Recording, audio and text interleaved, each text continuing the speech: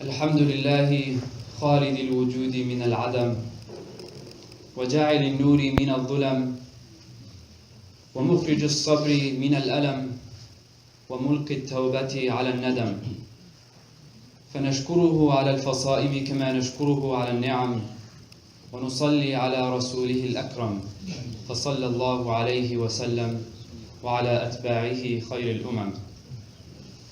الحمد لله الذي أنزل على عبده الكتاب ولم يجعل له عوجا، والحمد لله الذي لم يتخذ ولدا ولم يكن له شريك في الملك ولم يكن له ولي من الذل وكبره تكبيرا، والحمد لله الذي نحمده ونستعينه ونستغفره ونؤمن به ونتوكل عليه ونعوذ بالله من شرور أنفسنا ومن سيئات أعمالنا، من يهده الله تعالى فلا مضل له ومن يضلل فلا هادي له، ونشهد أن لا إله إلا الله وحده لا شريك له، ونشهد أن محمدا عبده ورسوله أرسله بالهدى ودين الحق ليظهره على الدين كله وكفى بالله شهيدا، فصلى الله عليه وسلم تسليما كثيرا كثيرا. ثم أما بعد، فإن أصدق الحديث كتاب الله وخير الهدي هدي محمد صلى الله عليه وسلم، وإن شر الأمور محدثاتها وإن كل محدثة بدعة وكل بدعة ضلالة وكل ضلالة في النار. يقول الله سبحانه وتعالى في قرآنه الكريم بعد أن أقول أعوذ بالله من الشيطان الرجيم: وإذ قال موسى لفتاه لا أبرح حتى أبلغ مجمع البحرين أو أمضي حقبا، فلما بلغ مجمع بينهما نسيا حوتهما فاتخذ سبيله في البحر سربا. رب اشرح لي صدري ويسر لي أمري واحلل عقدة من لساني يفقهوا قولي. اللهم ثبتنا عند الموت بلا إله إلا الله، اللهم اجعلنا من الذين آمنوا وعملوا الصالحات وتواصوا بالحق وتواصوا بالصبر. آمين يا رب العالمين. In today's khutbah, I want to focus on a passage from Surah Al-Kahf. And the ayahs that I just quoted are from the passage which are recorded of the interaction between Prophet Musa and Khidr. Now, for those who don't know, Surah Al-Kahf is a surah that is recommended to be read every single week, every Friday. Reason being, it has many stories for us and reminders for us. An essential theme that exists within this surah is that Allah is the best planners, the best of all planners. He's the best planner. So today I want to really focus on that theme and take it out from this story between Musa and Khidr. Unfortunately, we live in a society where we question a lot of things. Why did I not do well in my exam? Why did I score badly on my SATs? Why did I not get accepted into the college of my choice, even though I'm overqualified for it? Why did I not get that promotion? Why did this and this happen? And even on a more global scale, why are millions of people being displaced? Why are hundreds of thousands of people dying? Why is what is happening to the Muslim Ummah today happening to the Muslim Ummah today? But we have to be careful in asking these questions, whether we ask them out loud or think to ourselves, because in asking these questions, we're passively making a conclusion and forgetting something really important about Islam. And what we're forgetting is the existence of the Day of Judgment. What we're forgetting is that this world isn't meant to be the world of perfect justice, the next world is. If we forget completely about Islam and we just talk logic right now, it's really impossible in this life to get justice for something.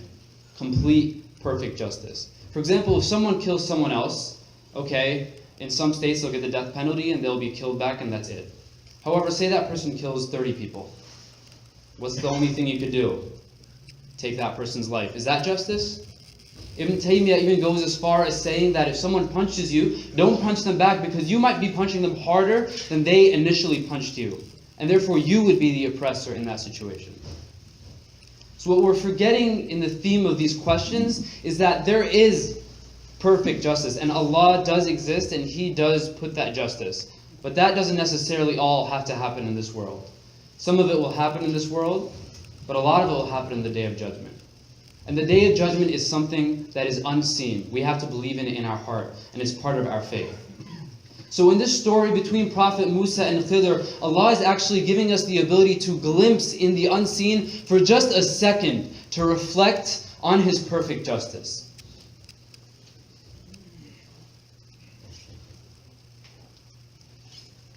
Now, many of you who may have heard about the story before, or have a familiarity with the story, may know that the story is about patience.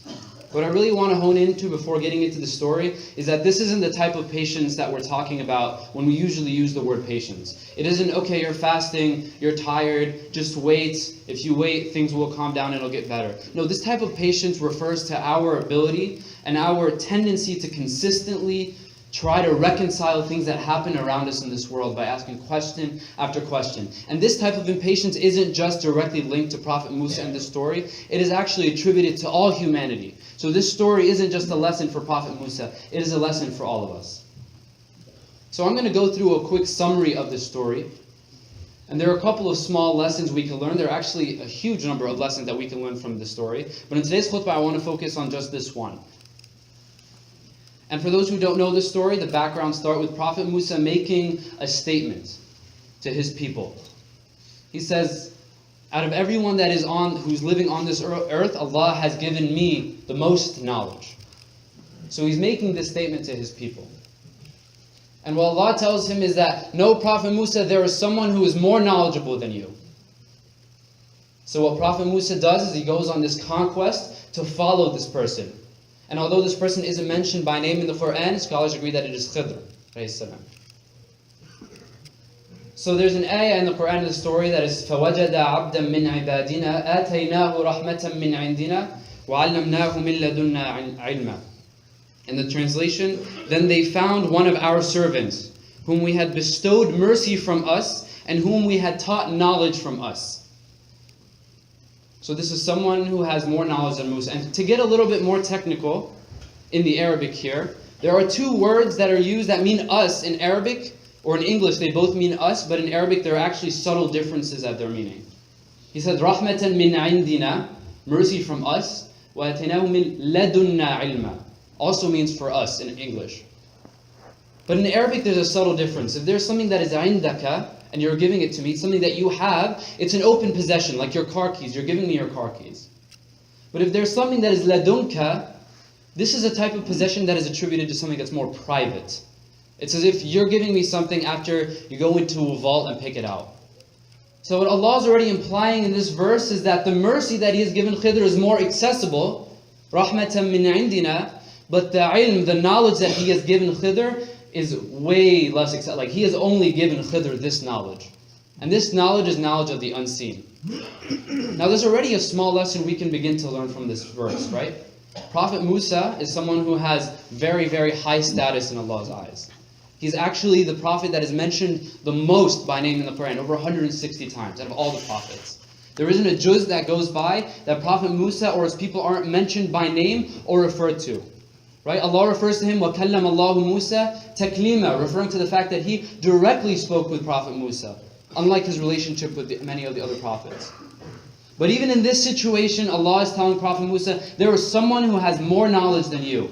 And the type of knowledge that I have given this person is more sophisticated than any type of knowledge I have ever given anyone. More than you, Prophet Musa. So we can begin already to understand from this verse is that the person who may seem like a leader, a person who may seem that they're the best public speaker, a person who is the face of an organization, for example, may not necessarily be the person who has the most knowledge. And oftentimes we make this mistake. We follow people who are more charismatic, people who are taller, people who seem like they know what they're doing because they sound confident, but we don't necessarily consult people with knowledge. And although this is the lesson I don't want to really focus on today, it's something that we should keep in mind as well. So lesson one, oftentimes the person who isn't most knowledgeable, or the person who is the most knowledgeable, isn't necessarily the person who's in power. And therefore, everyone who is in power today, if you are in any form of leadership, and we're all leader in some form, if you're an older sibling, if you're a teacher, if you're a manager, if you're a parent, you have an obligation to think, is anyone more qualified to make this decision? So Prophet Musa says, okay, there's someone who has more knowledge than me.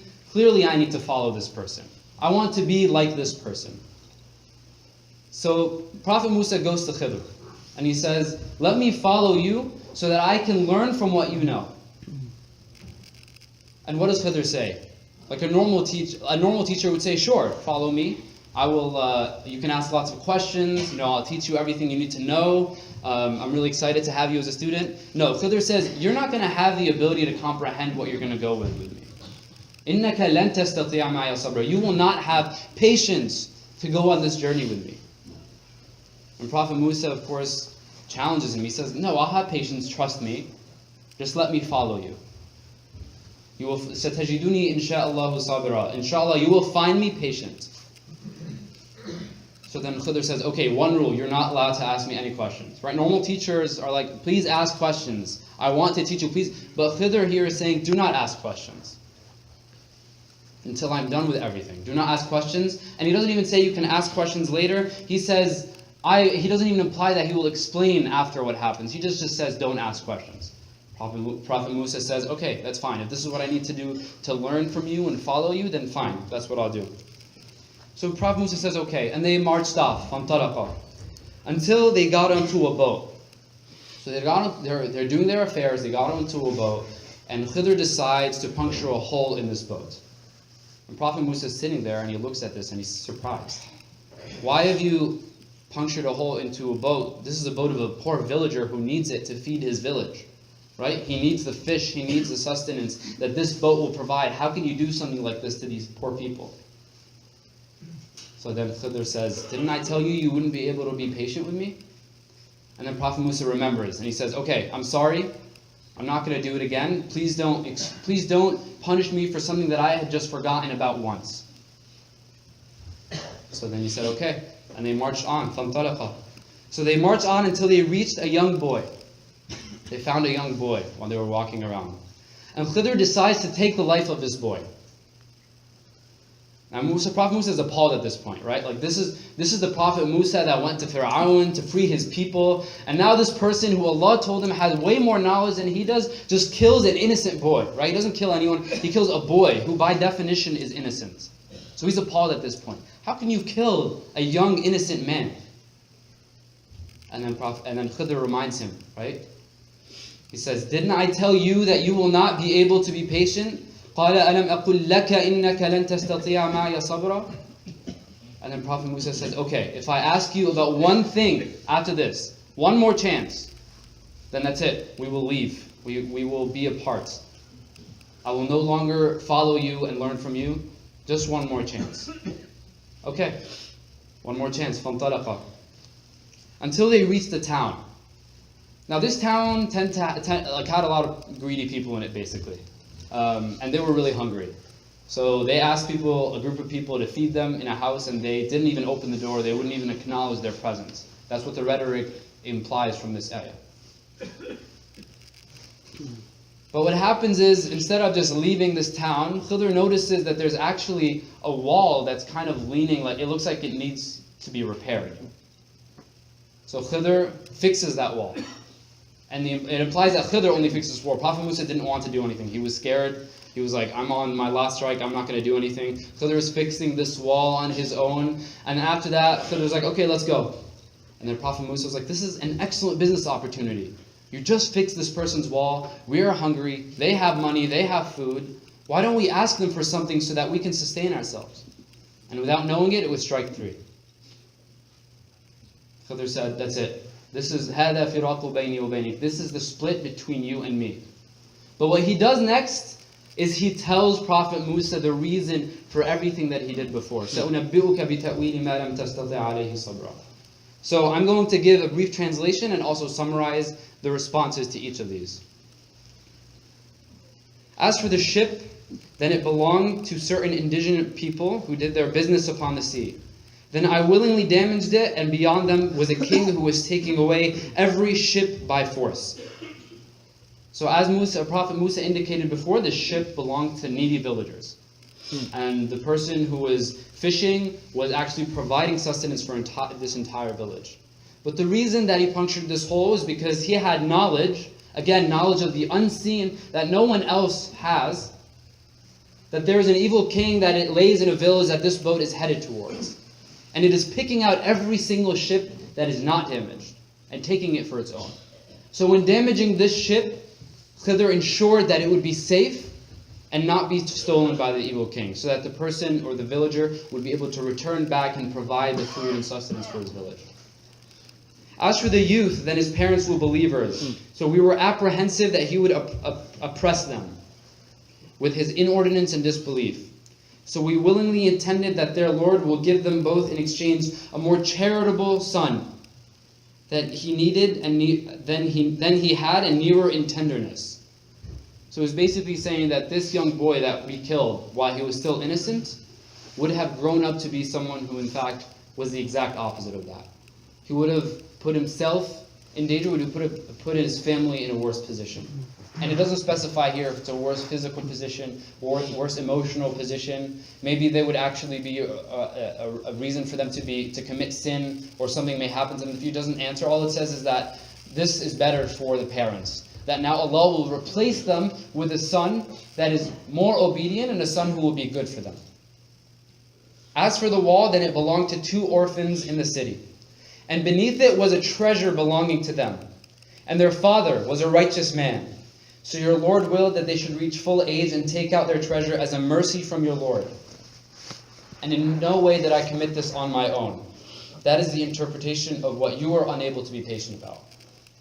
So in terms of the wall, under the wall there was treasure that these greedy people who wouldn't give them any food would have had access to if the wall actually fell apart. So by putting this wall and repairing it, Allah was actually, or Khidr, through Khidr, Allah was conserving this treasure for the 2 people, the 2 righteous people who were going to come at a later age and get this treasure. So the theme from this story is that Prophet Musa sees 3 injustices. He sees an injustice, and 2 of those injustices are to other people, 1 of them are to himself, right? 1 injustice is to a village, another injustice is to an innocent child and his family, and another injustice is to himself, right? He should deserve to eat, and Khidr should deserve to eat and get money for what they did by fixing that wall. But in all these situations, what actually was happening behind the scenes is true justice. And we ask Allah to give us the visibility to be able to deal patiently with what happens to us. أقول قولي هذا وأستغفر الله لي ولكم فاستغفروه إنه هو الغفور الرحيم.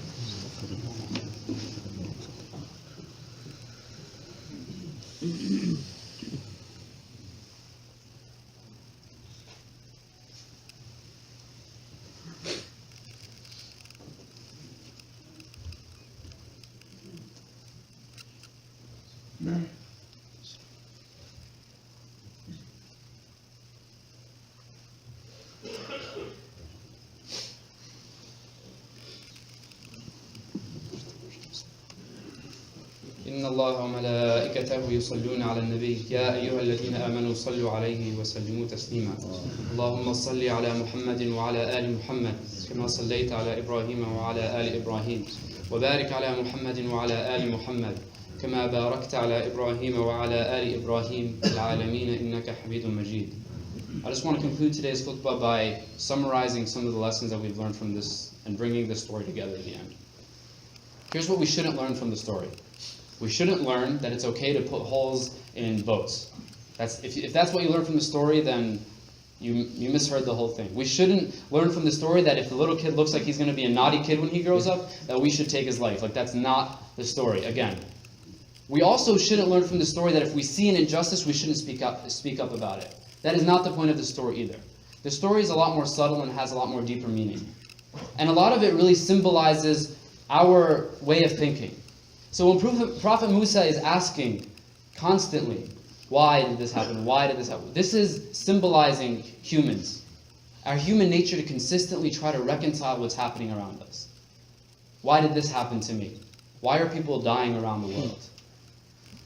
And what's interesting is that when Khidr tells Prophet Musa, you will not be able to be patient with what you see, that is symbolizing Allah telling us, you will see things in your life you will not understand. On a daily basis, you are going to encounter things you do not understand and you will not be able to reconcile. And if you notice, the end of the story wasn't really a happy ending, right? It's not like Prophet Musa at the end got it. at the third chance and told Khidr, okay, I understand, I'm not going to ask any more questions. No, he made the mistake 3 times in a row, which symbolizes to us that we are going to continuously ask questions again and again and again and forget that Allah has all knowledge of the unseen. Just like Prophet Musa forgot that Khidr had knowledge of the unseen. So I guess the main lessons we can learn is that when tragedy befalls you, don't forget that Allah exists and that His justice truly exists. And that His justice is even more complete in the Day of Judgment. But that even in this life, you will see some manifestations of this justice. Sometimes we will understand it, and we will know about it later, and sometimes we won't. I was just thinking about an example. In college, I was running late for an exam. I was living in an apartment building, and I was rushing out of my room to go downstairs to take this exam. I live on the 4th or the 5th floor, so I wanted to take the elevator. And I'm rushing with my books, and I click the button for the elevator, and I'm waiting for it. And without noticing, the elevator opens, there's one space left, and someone from the side kind of just grabs my spot on the elevator. And in my head, I'm kind of frustrated, right? Like, why is this happening to me? I waited, I was the first one, I actually clicked the button myself. Why am I being penalized for something that, how is this fair, right? How is this just? How is this justice? So I rolled my eyes and took the stairs downstairs. Took the stairs down, and then I went over, took my exam. What I learned when I came back, however, was that there was an elevator stuck in the building for 30 minutes. And if I had been in that elevator, it was the same exact one. If I had been in that elevator, then I would have been pretty late to my exam. So this is an example of seeing something or understanding something after the moment, right? But we also have to be comfortable not seeing or not understanding things after it happens. And I'm sure we can all think of examples in our life where we're super frustrated about something that happens, some small or big tragedy befalls us, and then whether it's an hour, years, months later, we reconcile, we're like, oh, this was good for me. But there are lots of situations where that's just simply not going to happen. And we as Muslims, we as people who believe in the unseen should be very comfortable with that happening. And in reading this surah, Surah Al-Kahf, every single Friday, reading through this story, we should constantly be reminded, Allah is the best of planners. Allah is the best of planners. I don't plan anything. Allah is the best of planners. So we ask Allah to make us from amongst those who are patient with what has been ordained, and to make us strong in our faith in Him even when tragedy befalls us. Allahumma taqabbal minna innaka anta as-sami'u al-alim wa tub alayna ya mawlana innaka anta at-tawwabur rahim. Rabbana atina fid dunya hasana wa fil akhirati hasana wa qina adhaban nar. Rabbana la tu'akhidhna in nasina aw akhta'na. ربنا ولا تحمل علينا إصرا كما حملته على الذين من قبلنا ربنا ولا تحملنا ما لا طاقة لنا به واعف عنا واغفر لنا وارحمنا واعف عنا واغفر لنا وارحمنا أنت مولانا فانصرنا على القوم الكافرين ربنا اغفر لنا ذنوبنا وإسرافنا في أمرنا وثبت أقدامنا وانصرنا على القوم الكافرين ربنا اغفر لنا ذنوبنا وكفر عنا سيئاتنا وتوفنا مع الأبرار ربنا اصرف عنا عذاب جهنم إن عذابها كان غراما ربنا هب لنا من أزواجنا وذرياتنا قرة أعين واجعلنا للمتقين إماما ربنا لا تزغ قلوبنا بعد إذ هديتنا وهب لنا من لدنك رحمة إنك أنت الوهاب اللهم إنك عفو كريم تحب العفو فاعف عنا اللهم إنك عفو كريم تحب العفو فاعف عنا سبحانك اللهم وبحمدك أشهد أن لا إله إلا أنت أستغفرك وأتوب إليك إن الله يأمر بالعدل والإحسان وإيتاء ذي القربى وينهى عن الفحشاء والمنكر والبغي يعظكم لعلكم تذكرون وأقم الصلاة